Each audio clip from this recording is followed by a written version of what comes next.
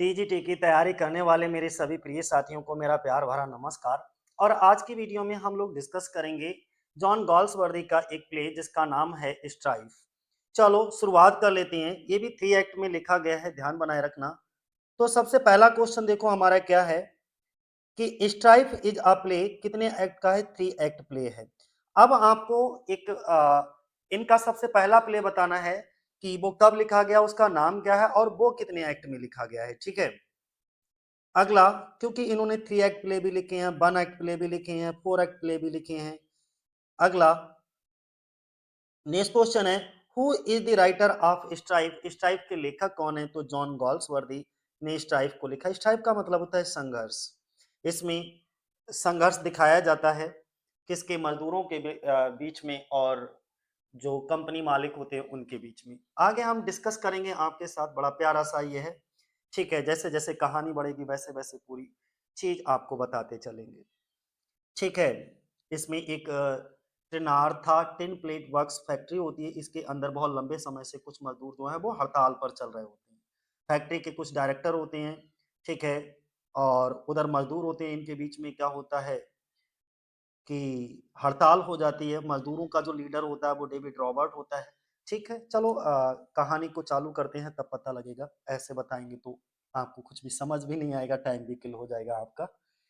खैर, तीसरा, अगर हम स्ट्राइफ की बात कर रहे थे, हम किसकी बात कर रहे थे? स्ट्राइफ की ही, कि स्ट्राइफ बाज थी एक और कितने नंबर का प्ले है? तो थर्ड प्ले ऑफ गॉल्सवर्दी।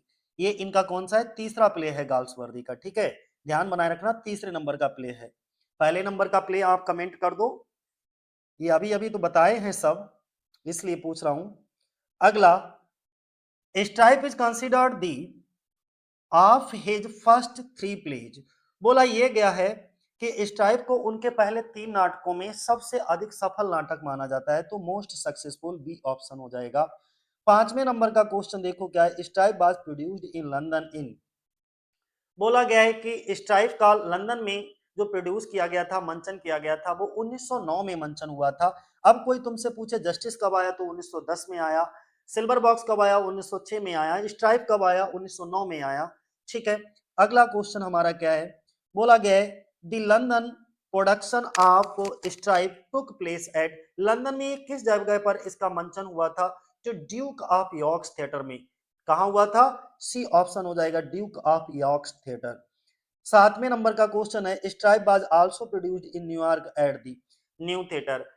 और स्ट्राइफ का न्यूयॉर्क में मंचन हुआ था, वो न्यू थिएटर में हुआ था, बिल्कुल सिल्वर बॉक्स की तरह। सिल्वर बॉक्स लंदन में कब आया था? 1906 में आया था। और न्यूयॉर्क में कब आया था? वो 1907 में आया। इसी तरीके से सेम 1909 में लंदन में, ठीक है, और न्यूयॉर्क में ये न्यू थिएटर में पब्लिश हुआ था। और लंदन में कब? यॉर्क थिएटर में। चलो आगे, the genre of strife is. जो स्ट्राइफ नाटक है, ठीक है, प्ले है, तो इसका जॉनर क्या है? ये किस प्रकार का नाटक है? तो ये बड़ा नेचुरलिस्टिक और रियलिस्टिक ड्रामा है, प्राकृतिक और यथार्थवादी है, बिल्कुल हकीकत की घटना पे आधारित। 9 नंबर का क्वेश्चन क्या है हमारा? The play strife show the conflict between. Most important लगा लो ये क्वेश्चन। थीम पूछ ली जाती है, ये जो नाटक है वो किसके बीच संघर्ष को दर्शाता है? तो एक तरफ कैपिटलिस्ट हैं और दूसरी तरफ वर्किंग क्लास है, ठीक है, मजदूर हैं। तो पूंजीपति और श्रमिक वर्ग के बीच में इस कॉन्फ्लिक्ट को दिखाया गया है। ध्यान बनाए रखना, यह नाटक जो है वो पूंजीपति और श्रमिक वर्ग के बीच संघर्ष को दिखाता है। 10 नंबर का क्वेश्चन क्या है?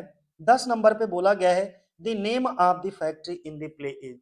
इस प्ले के अंदर, नाटक में, फैक्ट्री का नाम क्या है? तो चिनार्था टिन प्लेट वर्क्स इस फैक्ट्री का क्या होता है? नाम होता है। कैरेक्टर्स या बोर्ड ऑफ डायरेक्टर्स देखो। अब इस प्ले के कैरेक्टर्स पर आधारित कुछ मोस्ट इंपॉर्टेंट एमसीक्यूज हैं। अगला, who is the chairman of the board? Board का अध्यक्ष कौन होता है? जॉन एंथनी होता है। तो सी ऑप्शन हो जाएगा, जॉन एंथनी। अगला 12 नंबर का, Francis Underwood is the of the factory. बोला गया है ये जो फ्रांसिस अंडरवुड है, इज फ्रांसिस अंडरवुड फैक्ट्री में प्रबंधक है। कौन है? मैनेजर है ऑफ द फैक्ट्री। फैक्ट्री का कौन दिखाया जाता है? मैनेजर दिखाया जाता है। एनिड अंडरवुड, ये जो एनिड अंडरवुड है वो कौन है? तो daughter of John Anthony and wife of Francis Underwood. अगर हम एनिड अंडरवुड की बात करें तो जॉन एंथनी की बेटी है और फ्रांसिस अंडरवुड की पत्नी है। ठीक है, बी ऑप्शन हमारा क्या हो जाएगा? सही हो जाएगा। Edgar Anthony is, Edgar Anthony कौन है? तो Edgar Anthony son of John Anthony, यानी कि जॉन एंथनी का बेटा एडगर एंथनी होता है। सी ऑप्शन हो जाएगा हमारा। 15 नंबर का क्वेश्चन है, who is the union officer? Union officer कौन दिखाया जाता है? सिमोन, सिमोन हार्नेस दिखाया जाता है। बी ऑप्शन हो जाएगा। 16 नंबर का क्वेश्चन है, who are the directors of the company? Company के डायरेक्टर्स कौन कौन हैं? तो देखो डायरेक्टर्स कौन कौन होते हैं। फ्रेडरिक एज वाइल्डर होता है, दूसरा विलियम स्कैंटलबरी होता है और ओलिवर बैंकलिन होता है। तो ये तीन दिखाए जाते हैं, ये डायरेक्टर होते हैं कंपनी के। फिर से रिपीट कर देता हूं, Frederick H Wilder, William Scantlebury और ओलिवर बैंकलिन, ये कौन है? डायरेक्टर है कंपनी के। बी ऑप्शन हमारा क्या हो जाएगा? सही हो जाएगा। अब डायरेक्टर्स के बाद में ये पूछा गया, who is the secretary of the company? Company के सचिव कौन है? तो हेनरी टेंच जो है वो कौन दिखाया जाता है? सचिव दिखाया जाता है, हेनरी टेंच। ठीक है, ए ऑप्शन हो जाएगा। ये कौन है? सचिव है। इसमें एक दो क्वेश्चन आपको बिल्कुल नए मिल रहे होंगे, जैसे कंपनी का सेक्रेटरी ज्यादातर बुक्स में नहीं दिया होता है, हेनरी टेंच दिखाया जाता है। ठीक है, उसके डायरेक्टर्स, बोर्ड ऑफ डायरेक्टर का नाम तो नाम नहीं लिखा होता है, बस ऐसे दे दिया जाता है कि बोर्ड ऑफ डायरेक्टर कौन है। तो ये भी आपको क्लियर। वर्कमैन और यूनियन की अगर हम बात कर लेते हैं तो बोला गया, who is the leader of the striking workers? जो स्ट्राइक पर गए हुए वर्कर होते हैं, हड़ताली मजदूर होते हैं, उनका नेता कौन होता है? तो डेविड रॉबर्ट्स दिखाया जाता है, डेविड रॉबर्ट्स। ठीक है, तो इसको ध्यान बनाए रखना, ये लीडर दिखाया जाता है स्ट्राइकिंग वर्कर्स का। अगला क्वेश्चन है, दी वर्कमैन कमेटी इंक्लूड्स? जो वर्कमैन कमेटी होती है वो इंक्लूड करती है कौन कौन उसमें शामिल होता है वर्कमैन कमेटी में? तो डेविड रॉबर्ट होता है, जेम्स ग्रीन होता है, जॉन बगलिन होता है, हेनरी थॉमस होता है, जॉर्ज राउज होता है। तो ये बी ऑप्शन हमारा क्या हो जाएगा? सही हो जाएगा। अगला क्वेश्चन है, फैमिली एंड अदर कैरेक्टर की अगर हम बात करें तो इन पर आधारित कुछ इंपॉर्टेंट। एनी जो है वो रॉबर्ट की कौन दिखाई जाती है? Wife of David Roberts. Any Roberts जो है वो डेविड रॉबर्ट की पत्नी है। 21 नंबर का क्वेश्चन देखो क्या है, एनी रॉबर्ट्स वाज फॉर्मली, जो एनी रॉबर्ट्स हैं वो मेड ऑफ एनीड अंडरवुड। बोला गया एनी रॉबर्ट पहले एनीड अंडरवुड की नौकरानी थी। ठीक है, एनी रॉबर्ट्स, और डेविड रॉबर्ट की ये पत्नी है। इन किनके यहाँ काम करती हैं? जो डेविड रॉबर्ट की पत्नी एनी रॉबर्ट है वो एनीड अंडरवुड के यहाँ नौकरानी का काम करती हैं। अगला क्वेश्चन पूछा गया है 22 नंबर पे कि मैज थॉमस एज, ये कौन दिखाया जाता है? मैज थॉमस एज, ये दिखाया जाता है daughter of Henry Thomas, Henry Thomas की बेटी होती है। आ, अगला क्वेश्चन 23 नंबर का देख लो। बोला गया है Mrs Rous as, Mrs Rous कौन होती हैं? तो mother of George and Henry Rous, George और हेनरी राउज की माँ, उनका नाम होता है मिसेस राउज। मिसेस बल्गिन है, मिसेस बल्गिन कौन दिखाई जाती हैं? अगर हम 24 नंबर पे बात करें मिसेस बल्गिन, सॉरी बल्गिन की, तो ये वाइफ ऑफ जॉन बल्गिन होती हैं। ये ऑप्शन हो जाएगा, जॉन बल्गिन की पत्नी मिसेस बल्गिन। जैन कौन है? जैन जो है ब्रदर दिखाया जाता है, भाई दिखाया जाता है, और किसका भाई होता है? ऑफ मैज थॉमस का। फ्रॉस्ट एज, फ्रॉस्ट कौन होता है? अगर हम फ्रॉस्ट की बात करें तो ये बैलेट ऑफ जॉन एंथनी। अब बैलेट कौन होता है? ये सेवक दिखाए जाते हैं, तो जॉन एंथनी के सेवक का नाम होता है फ्रॉस्ट। अगला क्वेश्चन है हमारा, बोला गया है which group belongs to the capitalist class? इनमें से कौन सा ग्रुप जो है वो पूंजीपति वर्ग से संबंधित है? तो जॉन एंथनी, एडगर एंथनी, ठीक है, और directors, John Anthony, Edgar Anthony और डायरेक्टर्स, ये कौन है? कैपिटलिस्ट क्लास के हैं, ध्यान बनाए रखना। जॉन एंथनी जो दिखाया जाता है वो चेयरमैन ऑफ द बोर्ड दिखाया जाता है। ठीक है, और इसके बाद में एक एडगर एंथनी होता है, वो जॉन एंथनी का बेटा दिखाया जाता है, एडगर एंथनी। डायरेक्टर्स तो होते ही हैं इसमें, बोर्ड ऑफ डायरेक्टर्स दिखाए जाते हैं, ऊपर उनके नाम हमने ले दिए हैं 3-4। अगला क्वेश्चन क्या है हमारा? अगला क्वेश्चन है which group represents the working class? अब इनमें से कौन सा समूह श्रमिक वर्ग का प्रतिनिधित्व करता है? तो वर्कमैन कमेटी, ठीक है, वर्किंग क्लास से होते हैं वर्कमैन कमेटी। अब हम लोग डिस्कस करेंगे इसके समरी बेस्ड कुछ एमसीक्यूज भी देख लेते हैं, चलो उनको भी निपटा ही देते हैं इसी में। अब जो भी एमसीक्यूज होंगे वो समरी पर आधारित होंगे, जो इस टाइप की समरी है उस पर आधारित कुछ एमसीक्यूज होंगे। तो चलो शुरुआत कर लेते हैं। Where does the strike take place in the play, यानी कि नाटक में हड़ताल कहाँ होती है? तो टिनार्था टिन प्लेट वर्क्स में ये हड़ताल दिखाई जाती है, बी ऑप्शन हो जाएगा हमारा। Since when had the strike been continuing, यानी कि दूसरे नंबर का क्वेश्चन है हड़ताल कब से चल रही थी?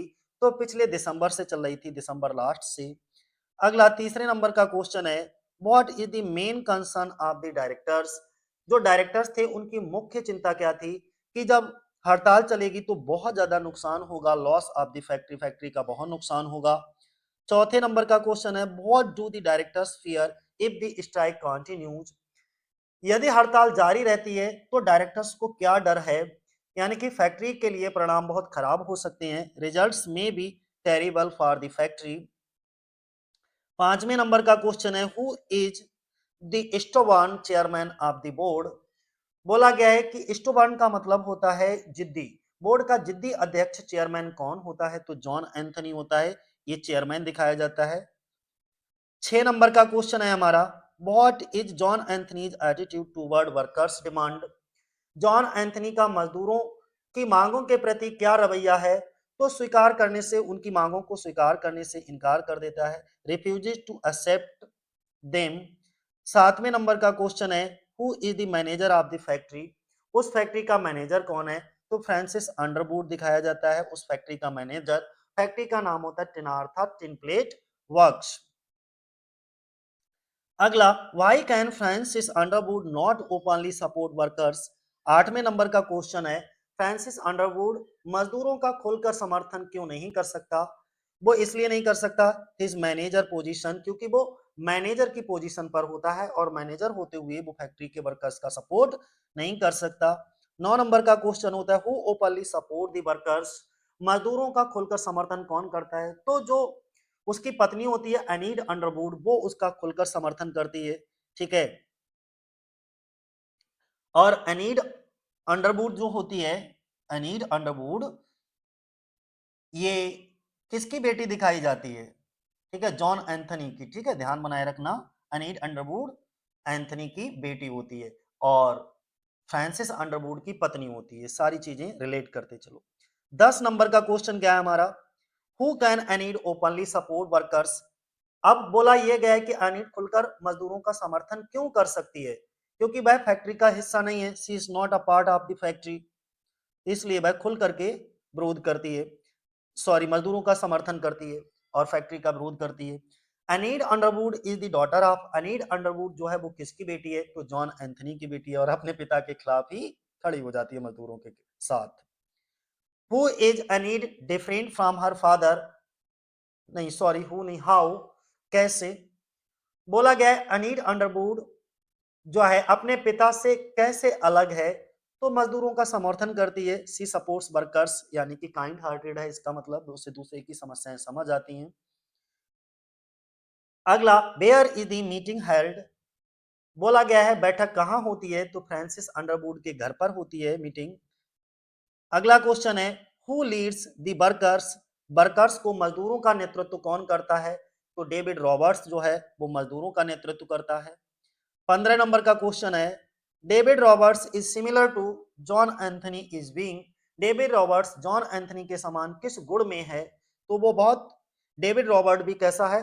जिद्दी है, और उधर जॉन एंथनी भी जिद्दी है, दोनों स्टोबर्न है। अगला 16 नंबर का क्वेश्चन है what does David Robert demand, David Roberts की क्या मांग करता है? कि मजदूरों की मांगों की पूर्ण स्वीकृति, फुल एक्सेप्टेंस, जितनी भी मजदूरों की डिमांड थी उनको पूरी तरीके से सेम टू सेम एक्सेप्ट कर लिया जाए, यही उसकी मांग थी। What is John Anthony's experience, John Anthony का अनुभव कितना है? तो 32 साल का अनुभव है, उसे काम करते हुए 32 सालें हो गई हैं। 18 नंबर का क्वेश्चन है, what does John Anthony believe about workers. John Anthony मजदूरों के बारे में क्या मानता है कि भूख उन्हें हड़ताल खत्म करने पर मजबूर कर देगी। जब इनको भूख लगेगी ना तो ये अपने आप जो है स्ट्राइक को एंड करके चले जाएंगे। 19 नंबर का क्वेश्चन है, भाई are the other directors worried. अन्य डायरेक्टर्स क्यों चिंतित हैं? क्योंकि जो शेयर होल्डर्स हैं में प्रोटेस्ट, वो भी विरोध में उतर आए हैं क्योंकि उनकी वैल्यू जो है, शेयर्स की वैल्यू, कंपनी के शेयर्स की वैल्यू घटती जा रही है। What does Francis Underwood report saw. So Francis Underwood की रिपोर्ट क्या दिखाती है? मजदूरों के परिवारों की खराब स्थिति को दिखाती है, poor condition of workers families, क्योंकि बहुत सारे दिनों से वो काम पर नहीं गए हैं। क्योंकि मजदूर बेचारे के पास होता ही क्या है, वो पर डे कमाता है और जो कमाता है उसी से अपना परिवार का और अपना पेट पालन करता है।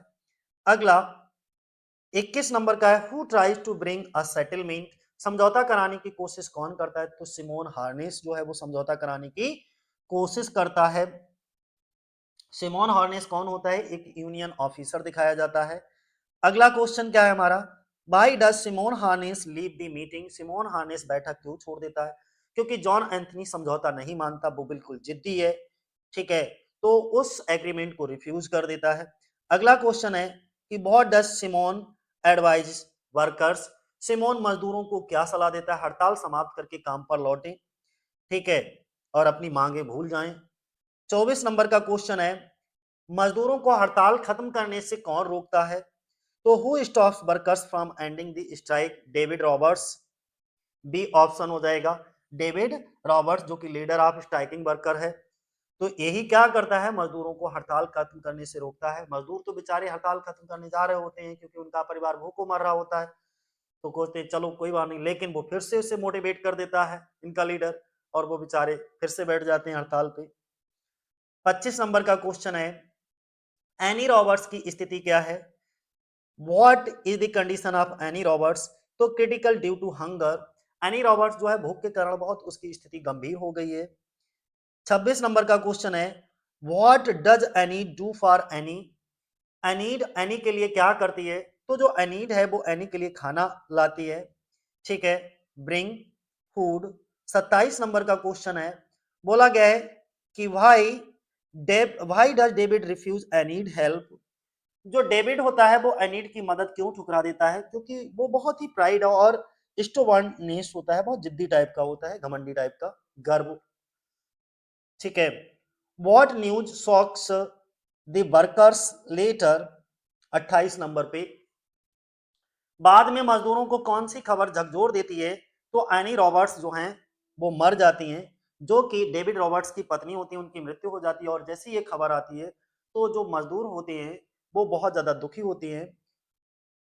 अगला बोला गया है कि what is the cause of Annie's death. Any की मृत्यु का कारण क्या होता है? हंगर, भूख से उसकी बेचारी की मौत हो जाती है। अगला क्वेश्चन है, who blames the directors for Annie's death. Any की मृत्यु के लिए डायरेक्टर्स को कौन दोषी ठहराता है? तो एडगर एंथनी जो होता है वो दोषी ठहराता है, एडगर एंथनी। एडगर एंथनी कोई और नहीं बल्कि जॉन एंथनी का ही बेटा है, लेकिन सॉफ्ट कॉर्नर रखता है। अगला, what do most directors finally do. अंत में अधिकांश डायरेक्टर्स क्या करते हैं? मजदूरी जो एक्सेप्ट कर लेते हैं, वर्कर्स डिमांड, मजदूरों की मांगों को स्वीकार कर लेते हैं। अगला क्वेश्चन है, व्हाट इज द वन की डिमांड्स बाय सिमोन हार्नेस। बोला गया है सिमोन हार्नेस की एक प्रमुख मांग क्या है? जॉन एंथनी का इस्तीफा। तो रिजिग्नेशन ऑफ जॉन एंथनी, ये इसकी प्रमुख मांग थी। Why does John Anthony resign. और इसके बाद जॉन एंथनी इस्तीफा क्यों दे देता है? तो प्रेशर फ्रॉम डायरेक्टर्स, क्योंकि डायरेक्टर्स का इतना प्रेशर होता है कि वो इस्तीफा दे देता है। अगला क्वेश्चन है, what happens after accepting the condition. शर्तें स्वीकार करने के बाद क्या होता है? हड़ताल समाप्त हो जाती है, स्ट्राइक एंड्स। 35 नंबर का क्वेश्चन है, what happens to both leaders at the end. अंत में दोनों नेताओं के साथ क्या होता है? दोनों खुद ही पराजित महसूस करते हैं लेकिन एक दूसरे का सम्मान करते हैं। Both feels defeated but respect each other. 36 number का क्वेश्चन है, बोला गया है कि the final feeling between the two leaders turns into, अंत में दोनों नेताओं के बीच भावना किसमें बदल जाती है? तो पारस्परिक सम्मान और प्रशंसा में, म्यूचुअल रिस्पेक्ट एंड एडमायरेशन में बदल जाती है। अब हम लोग इसके कुछ वन लाइनर एग्जाम की पॉइंट्स को डिस्कस करेंगे, तो चलो शुरुआत कर लेते हैं। पहला वन लाइनर एग्जाम की पॉइंट क्या है जरा समझो। स्ट्राइप 1909 में आया। स्ट्राइप में कितने एक्ट हैं? 3 एक्ट प्ले हैं। जॉन गॉल्सवर्दी के द्वारा इसको लिखा गया है। जॉन गॉल्सवर्दी का ये तीसरा प्ले है। मोस्ट जितने भी 3 प्ले अब तक लिखे, उन तीन प्लेज में से ये वाला स्ट्राइप जो है वो सबसे सक्सेसफुल नाटक है। मतलब ये हुआ ये उनके पहले 3 नाटकों में सबसे अधिक सफल नाटक माना जाता है। चौथे नंबर का पॉइंट है the play was produced in 1909 in London. यह नाटक 1909 में लंदन में प्रस्तुत किया गया था। फिर पांचवें नंबर का पॉइंट है, बोला गया है कि it was staged Duke of York theatre in London. यह Duke of York theatre London में सबसे पहले प्रस्तुत किया गया था। इसे न्यूयॉर्क के न्यू थिएटर में भी प्रस्तुत किया गया, ये भी ध्यान बनाए रखना। It was also produced in New York at the new theatre. तो समझ आ रहा है। अगला क्वेश्चन है हमारा, the genre of the play is naturalistic and realistic drama. बोला यह गया है कि इस नाटक का जो जॉनर है वो बहुत यथार्थवादी यानी कि रियलिस्टिक है और नेचुरलिस्टिक है, प्राकृतिक नाटक है। आठवें नंबर का क्वेश्चन है, the play shows conflict between capitalist and the working class. यह नाटक पूंजीपतियों और मजदूर वर्ग के बीच संघर्ष को दिखाता है। 9 नंबर का पॉइंट है, the setting revolve around Trenartha tin plate works factory. ये जो प्ले है वो टिनार्था टिन प्लेट वर्क्स यानी कि एक फैक्ट्री होती है, उसके आसपास पूरी की पूरी कहानी घूमती रहती है। कैरेक्टर की पॉइंट देख लीजिएगा, कैरेक्टर्स पर आधारित एग्जाम की पॉइंट्स। बोला गया है जॉन एंथनी जो है वो कंपनी के बोर्ड चेयरमैन है यानी कि चेयरमैन ऑफ द बोर्ड है। एडगर एंथनी जो है वो जॉन एंथनी का बेटा दिखाया जाता है। फ्रांसिस अंडरवुड जो है वो मैनेजर दिखाए जाते हैं फैक्ट्री के। 13 नंबर पे एनीड अंडरवुड जो है वो जॉन एंथनी की बेटी है और फ्रांसिस अंडरवुड की पत्नी दिखाई जाती है। शिमोन हॉर्नेस जो है वो लीडर दिखाया जाता है किसका, सॉरी, सिमोन हॉर्नेस जो है वो ट्रेड यूनियन ऑफिसर दिखाया जाता है।